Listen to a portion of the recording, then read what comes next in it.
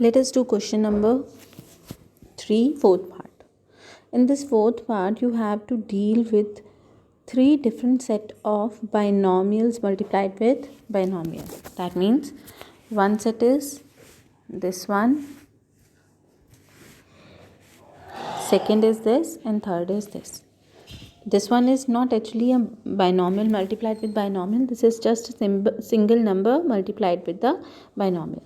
So what we will do, we will solve these brackets, these multiplications in the square bracket like this.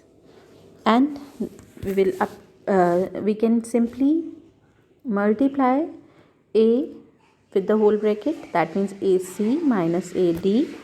Then we will multiply b with the whole bracket, that is BC minus BD. Similarly, in the case of this, a will be multiplied with c plus d, that means AC plus AD minus BC minus BD. In the third bracket, 2 will be multiplied with AC and BD both.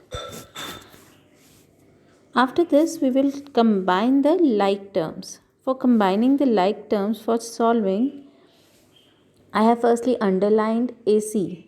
Let us see wherever the ACs are, we will underline. One AC is at this place, second is at this place, and third is at this place. How many times AC? 4 times AC, and all are of positive sign. Now let us see where is AD. AD is